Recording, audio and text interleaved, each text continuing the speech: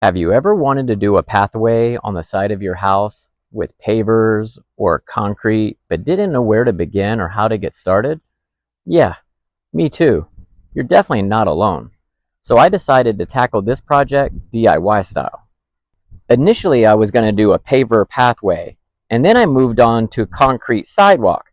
To be honest, I wimped out of both. The labor involved on both of those seemed too permanent and too backbreaking. So I moved on to this idea. But I knew to use this decorative rock, I needed to come up with some kind of a grid pattern that would hold the little pebbles in place. And after a few minutes searching on Amazon, I found these grid patterns. They had a super high rating, and you can drive over them in a driveway or pathways, and they hold the rocks in place. I thought, how cool.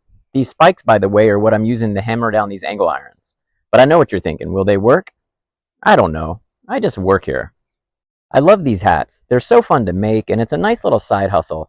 I created this business just for my son and my daughters to teach them about entrepreneurship and how to make things with your own two hands. After all, I am a DIYer, and it's my passion, and I'm hoping my passion spills over to them a little bit.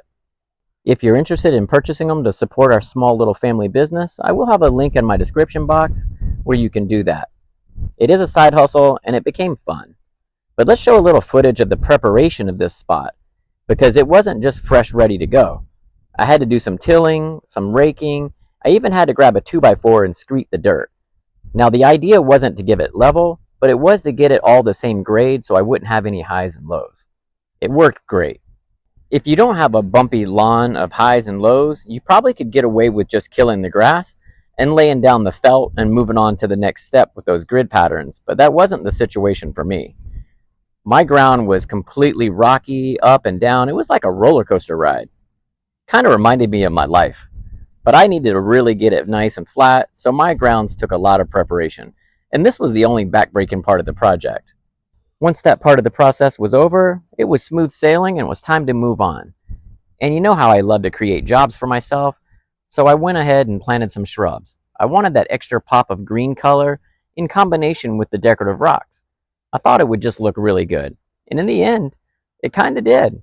I love it. But you know, it's another thing to maintain and it's another job to keep up with in life. But my wife loves plants and everything green thumb related, so she's going to help. But the last step in this process is going to be to use this. This is mulch glue. I decided to put this on the rocks as a last resort just to make sure they don't ever move around. And what's great is it's not toxic. At least that's what the label says. It's friendly to your water table, to plant life, animal life, and it's non-toxic to humans. So that's a win if you ask me, right? It takes about 45 minutes for it to cure, and true to form, the rocks don't move. So what do you think? Which method would you have chose? Concrete, pavers, or this gravel?